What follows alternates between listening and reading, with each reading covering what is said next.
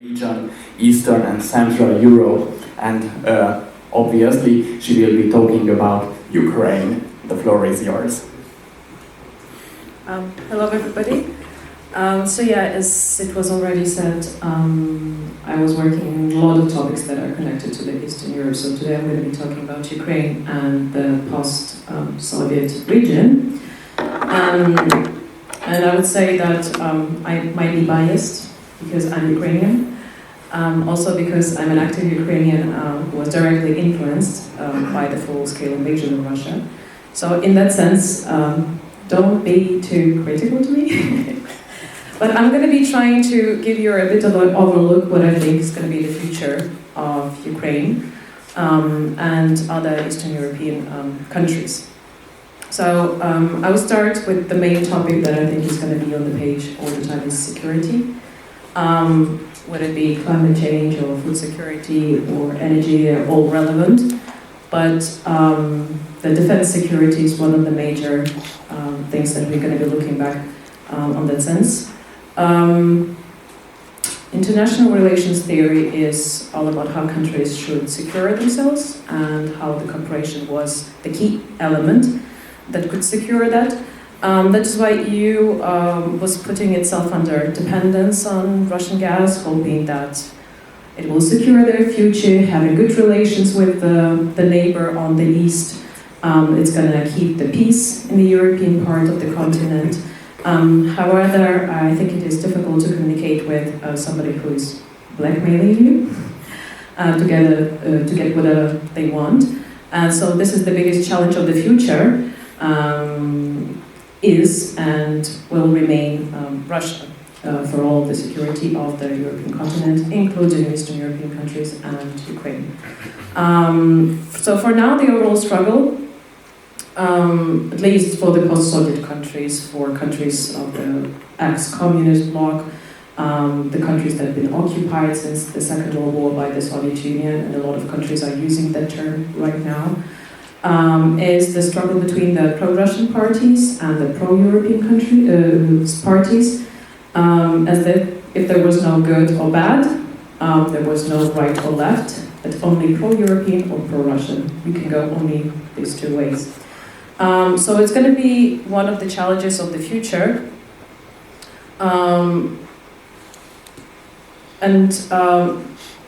It's going to be the challenge how to drive out Russian blackmailing directly from the country's governments.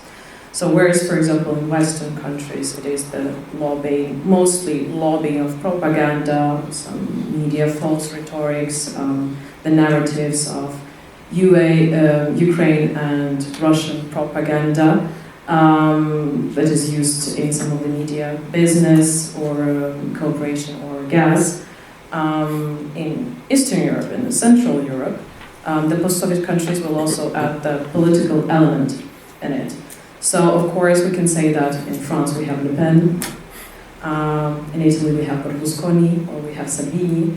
In the Netherlands there are a lot of parties that are supporting in some way Russia and don't want to break their relations. In Belgium, current Minister of Foreign Affairs, that was at the time Minister of Culture, was visiting illegally annexed Crimea and saying in her interview that Crimea is Russian, had never been part of Ukraine, has nothing to do with it.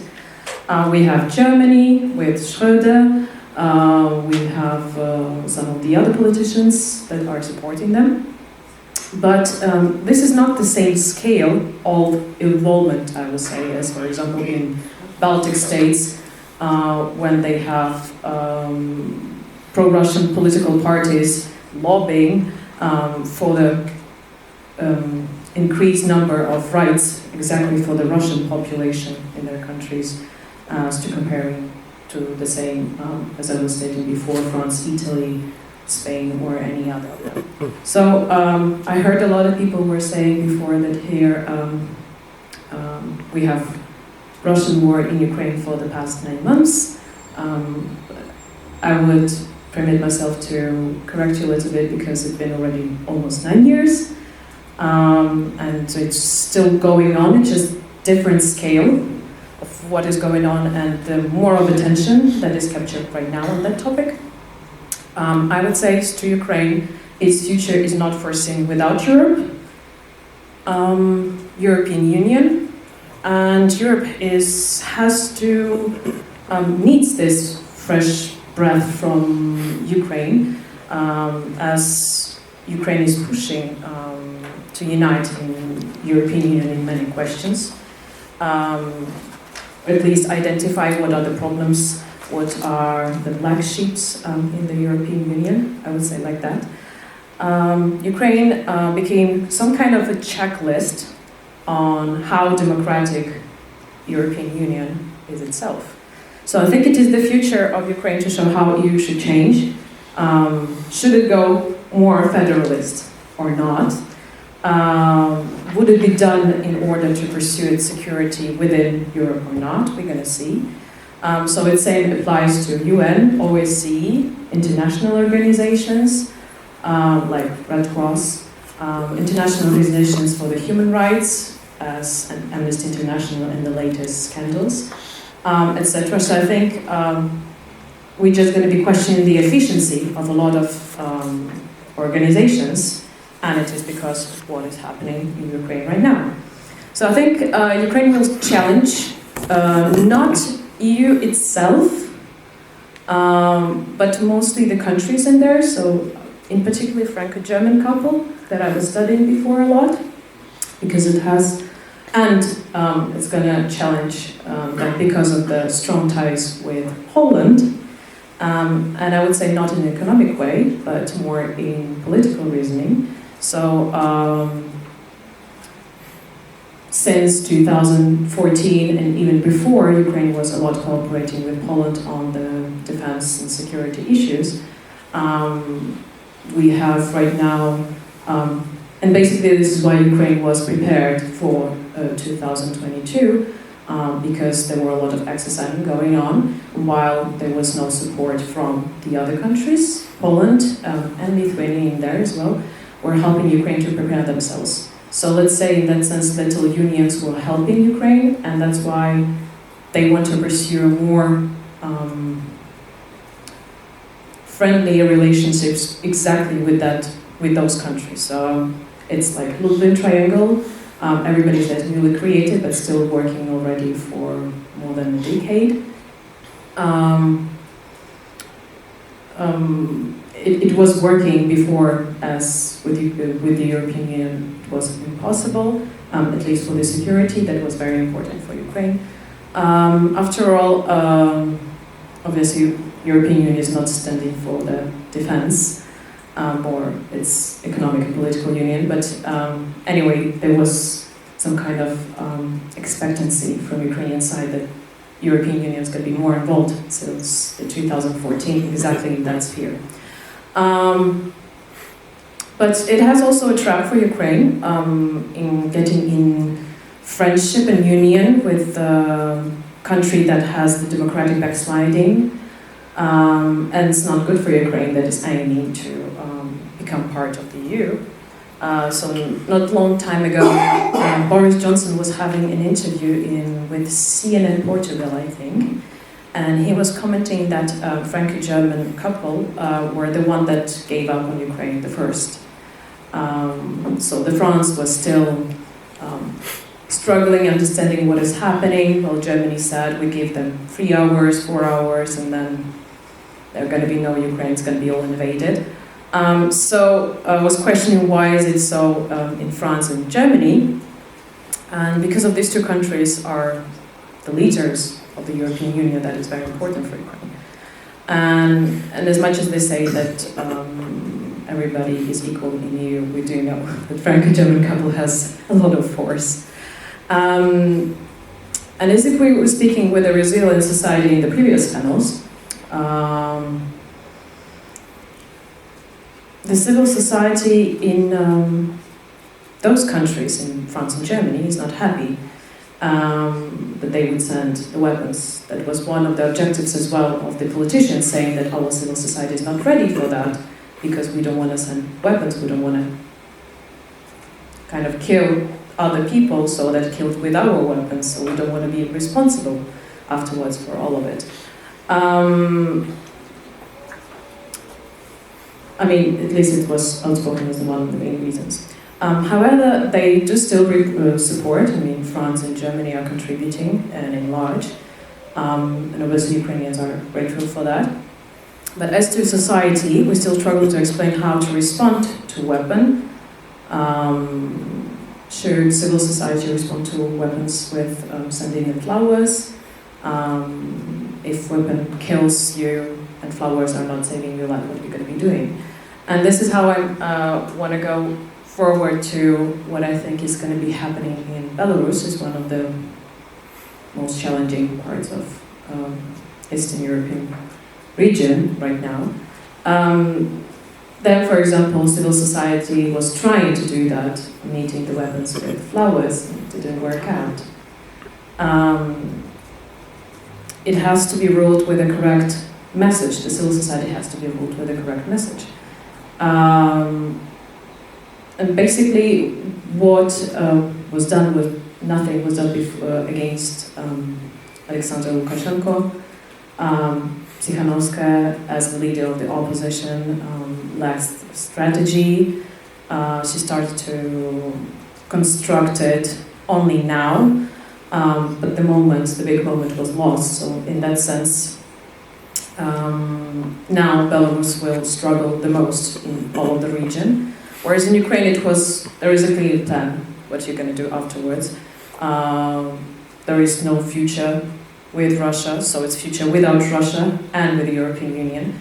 While in Belarus, we are not sure where it's going to be going. In the beginning, opposition, Tsikhanouskaya, she wasn't pushing for Belarus and its identification. That is different from the Soviet Belarus and Russia right now. So her strategy was mostly built on fair, free, democratic elections, and that's it. She wanted to have it work with the help of the civil society, but it was not enough. When, first of all, you respond to weapons with flowers, as I said, your dictator tries to equal you to Russia, to its society, to culture, assimilate you to its history, memory, anything. Third, when you are not sending a clear message that Russia is no friend of yours, and on contrary, you're trying to still pursue relations with them, being on one side with the European Union, saying that everything that Russia did in Ukraine is not correct, but still visiting Russia and hoping for the better cooperation with Putin regime. And the fourth element is having no clear strategy in how to get the victory over the dictator regime. Anything that was done is just putting all of the hope on the civil society, so that the civil society does the job, and this is why they failed dramatically. So as of February, obviously they changed, and the opposition started to think about the strategy, finally. They started to think about the future period after Lukashenko, opening the United Transitional Cabinet that finally as well focuses on culture, on Belarusian culture, how it is different from the Soviet past, from Russia, pursuing Belarusian languages, and according to UNESCO list, this is one of the languages, the first language in the list that ceased to exist in the next 100 years, if native speakers are not going to be pursuing talking in their own language and not in Russian. Policies, economic plan, and etc. So this is how they're trying to change a little bit the strategy that they failed to do in the beginning. So I think that Belarus will struggle with the security a lot, as it is de facto, not de jure, but under Russia's control. So it has to be prepared for the same scenario as Ukraine, I would say. Obviously, now there are some of the problems, not only with Belarus, but also with the other countries. So I'm going to go also for the future of the countries of the post-Soviet space. Quite recently, everybody was talking about the collective security treaty organization that was is still analogy of the Warsaw Pact and the response to NATO. So it is falling apart, as we can see in the last 2 days, I think, as there are protests in Armenia because of the arrival of Putin and Lukashenko to Yerevan. Resigning of Pashinyan to sign the declaration of this organization in the end of the meeting, saying that I don't want to belong to it anymore. So we see that there is disappointment.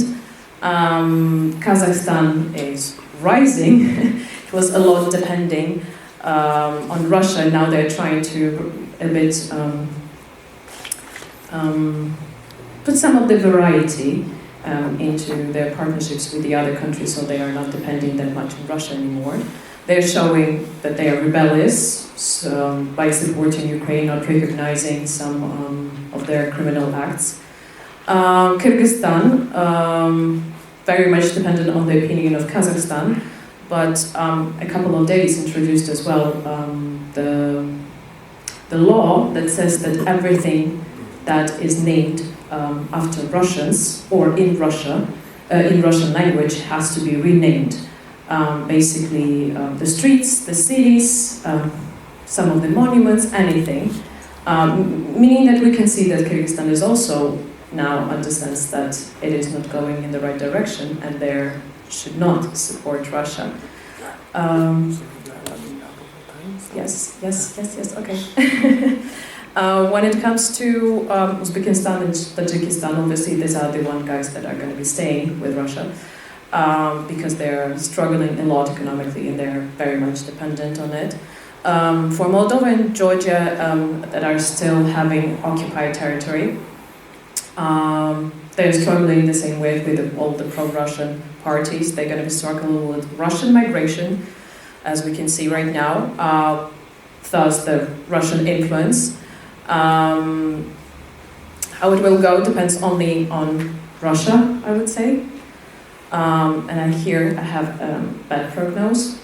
Sorry for that. I'm not really optimistic person. So in Russia we have two outcomes. Where we stay with Putin or whoever will succeed him, heads of the republics that are most aggressive against Ukraine, as from Chechnya, for example, Kadyrov. Or we're going to go for the opposition, and let's say the most famous candidate, Navalny, and the most supported in the EU and in other countries. So I would say that none of it is great outcome, and I'll say why. Why? So EU and US would prefer and would go for Russian opposition because it will help to go back to cooperation with Russia, and it is good to have anybody that is not Putin. But it is not different in any other way. The problem is not the regime, but the people.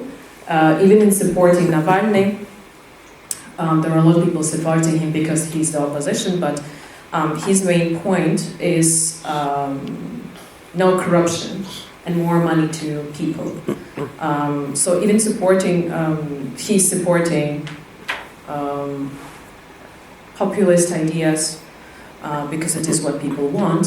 He goes as well for independent and free elections, but otherwise there is nothing about democracy that is he's offering. He supported before being imprisoned and before this full-scale invasion the Russian nationalist movement, that is imperialist movement. It has anti-migrant slogans, deepening idea of orthodoxy as the only rightful religion. It is meaning as well that if it is religion, it's nothing that is connected to human rights, LGBTQI plus protection of these minority groups. He was also expressing that he's against the migrants that are not looking Slavic, white, but are looking Asian. So, as I said before, they have that imperialist idea that Navalny was also supporting, not directly, but in a legal way, in a way saying that the illegal annexation of Crimea that he's not supporting the illegal annexation, and that Russia breaches international law, but Crimea is not a sandwich, and nobody will return it to Ukraine, even if he is a president. So in that way, we see the nature of empire Russia has to change. It's a long process that has to come from the society. Otherwise, Russia will forever stay Russia as we see it now in Moscovia, in Russian Empire, in Soviet Union, and then afterwards in Russia right now. We have little hope that Russian society is actually going to be doing something. Because, as we can see, there is a lot of support from the civil society. Mostly people support, then there is the large group of people that just don't care, and there is a little part of the people that are actually against what those people are doing. They're fleeing the country, and when they're fleeing the country, because they're saying we don't have a freedom of expression, we don't see them protesting on the streets of the European countries. We don't see them protesting in Georgia, or in Moldova, or in Kazakhstan, where there is the larger part of the Russians that actually left. So basically they don't really care that much of what is happening, but just because it's not comfortable for them. I would say that it's not all of the Russians like that, obviously, but it's a very, very large, vast majority, and we have to deal with them first. And I would say that in conclusion, there is no optimism in my prognosis. But I think it is better prepare yourself for the worst. So in case it happens, you're ready to respond. And I think this is going to be the end, because if not, I'm going to be talking a lot. Thank you. Thank you so much.